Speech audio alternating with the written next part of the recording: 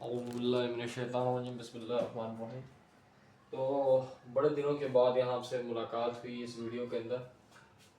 बात सर ये थी कि हम लोग जो है कुछ थोड़ा सा सेटअप का मसला आ रहा था, तो सेटअप के लिए फिर जो है ना मुझे थोड़ी सी मशक्क़त करनी पड़ी।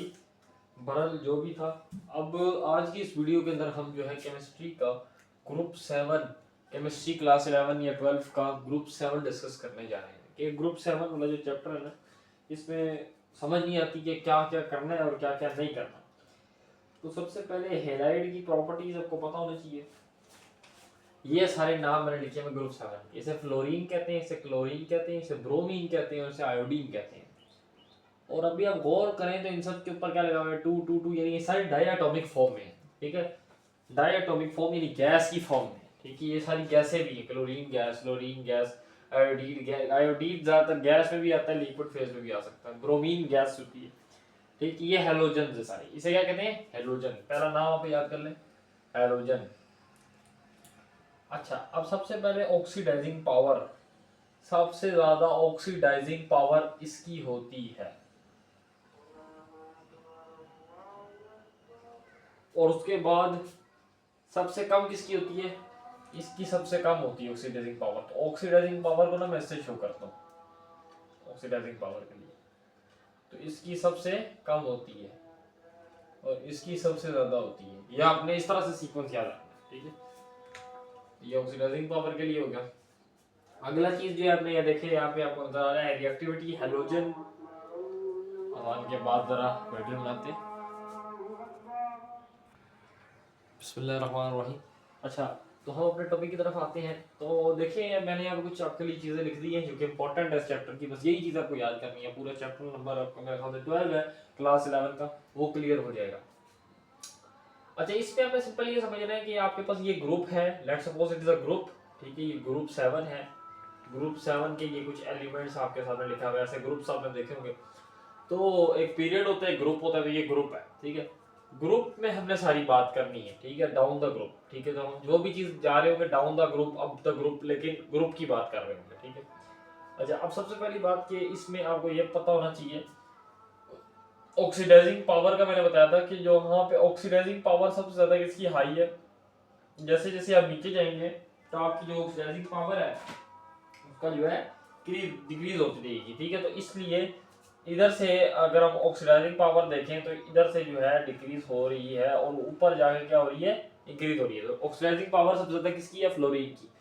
अब फ्लोरीन का सबसे ज्यादा वीक बॉन्ड है, क्यों? क्योंकि इसका साइज क्या स्मॉल है। ठीक है, क्योंकि हमें पता है जो ऊपर होता है उसका साइज स्मॉल होता है, उससे बड़ा उसके नीचे होता है, और उससे बड़ा उसके नीचे, और सबसे बड़ा उस सब के नीचे होता है। ठीक है, इस तरीके से बॉन्ड स्ट्रेंथ की बात करते हैं। तो बॉन्ड स्ट्रेंथ सबसे आपको पता है, bond strength down the group क्या होती है? इंक्रीज करती है। तो फ्लोरीन की चूंकि इतना छोटा एटम है, इसके अंदर से इन दोनों को इलेक्ट्रॉन निकाल के इस दोनों को सेपरेट करना इट इज वेरी डिफिकल्ट।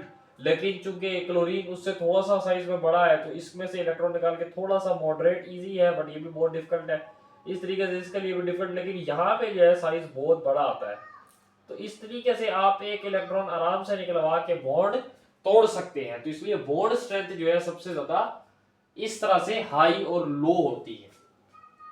ठीक है, अब आगे चेक करते हैं। यहाँ पे और वीक, इसके अलावा आपको समझ नजर आ रहा है स्मॉल साइज। इसके साइज मैंने बताया बहुत स्मॉल है, इसलिए स्मॉलेस्ट साइज के नाम से। मोस्ट इलेक्ट्रोनेगेटिव कंपोनेंट भी यही है। ठीक है, स्ट्रॉन्गेस्ट ऑक्सीडाइजिंग एजेंट है, क्योंकि जो ऑक्सीडाइजिंग पावर होती है वो भी इससे शुरू होती है और नीचे जो डिक्रीज करती है।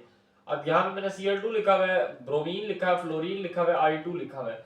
ये मैंने इस सेंस में लिखा हुआ है कि इनकी जो बॉन्ड स्ट्रेंथ है, यानी जो बॉन्ड स्ट्रेंथ है सबसे ज्यादा, जिसकी बॉन्ड स्ट्रेंथ होती है वो क्लोरीन के एटम में होती है, क्योंकि बहुत ज्यादा HCl आपने सुना होगा ना, ये बहुत ज्यादा एसिडिक होता है। ठीक है, इस तरीके से HBr भी नाम सुना होगा, HF भी नाम सुना होगा। लेकिन इसमें भी जो फ्लोरीन है, इसकी जो मैंने आपको बताया बॉन्ड स्ट्रेंथ है वो, क्योंकि जो है वो क्या है आपके पास में, मोस्ट वीक बॉन्ड होता है इसका। ठीक है, क्योंकि इसका साइज क्या है? Very small, very small. Size क्योंकि बहुत स्मॉल है तो वीक बॉन्ड होगा। ठीक है, आयोडीन का साइज बड़ा है तो उसमें बॉन्ड स्ट्रेंथ अच्छी होगी। ठीक है, इसके अलावा HF, HCl, HBr और HI यानी हाइड्रोजन के साथ में अगर हेलाइड जोड़ दिया जाए तो ये देखें ना, हाइड्रोजन के साथ एक हेलाइड आ रहा है HF, ये क्लोराइड हेलाइड है, ठीक है, और ये हाइड्रोजन हो गया तो HCl हो गया, ठीक है, HBr हो गया और हाइड्रोजन आयोडाइड हो गया। ये सारे बॉन्ड स्ट्रेंथ्स ऑर्डर है, यानी ये इधर से इधर तक डिक्रीज करते हैं। सबसे ज्यादा HF का जो है आपके पास हेलाइड्स के साथ रिएक्शन है। ये पूरे का पूरे चैप्टर को मैं समराइज करूं एक दो लफ्जों में कहूं तो ये आपके पास में हेलोजन्स की चीजें होंगी। अल्लाह हाफिज।